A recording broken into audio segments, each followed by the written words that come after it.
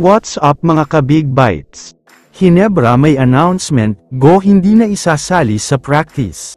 Pero bago ka sana magpatuloy sa panunood ay huwag mong kalimutang mag-subscribe sa aking YouTube channel.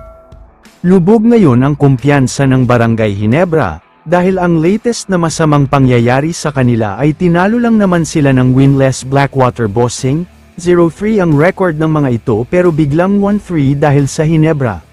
Sino ba naman ang mag-aakala na ang unang panalo ng Blackwater ay makukuha pa pala nila sa Barangay Hinebra? Para sa mga hindi nakakaalam ay simula noong 2019 ay hindi na talaga sila nananalo sa Hinebra.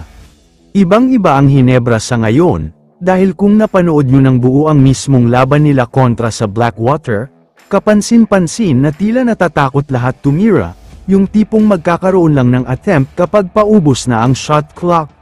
Puro pasahan at pag-ikot lang ng bola ang ginagawa nila, pero ang ending naman ay mapupunta lang din kina Japeth Aguilar o kaya ay Justin Brownlee ang bola, kaya madaling basahin ang ginagawa nila, kaya napakadami nilang turnovers palagi. Hindi lang yan ang problema nila, dahil pati ang kanilang big man na si Isaac Go ay tila dumadagdag pa sa problema ngayon ng Hinebra. Imbes na makatulong kasi siya ay puro bulldog at forced shots pa ang mga tira niya. Hindi natin masasabing off night o malas lang siya, dahil tatlong sunod-sunod na laban nang wala siyang masyadong ambag, sobrang mahina talaga siya sa depensa at mas lalo naman siyang nahihirapan pagdating sa opensa. Kaya naman may mga post sa social media na nagsasabi na mukhang malapit na nga daw maubos ang pasensya ng Hinebra management kay Isaac Go. Dahil wala pa rin talagang siyang improvement kahit konti man lang.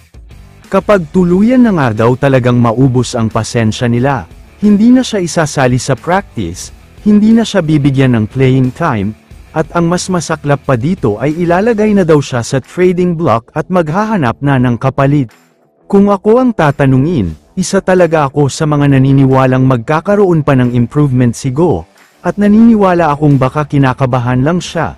Dahil nga ibang klase ang pressure kapag naglalaro sa Hinebra.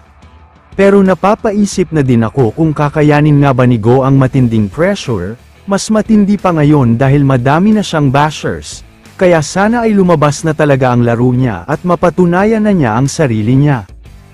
Kaya naman kung kayo ang tatanungin, ano ang masasabi niyo sa balitang ito? I-comment mo naman ang opinion mo tungkol sa tanong na ito. Dito na muna nagtatapos ang video na ito. Maraming salamat sa panunood mga ka-Big Bites. God bless sa inyong lahat.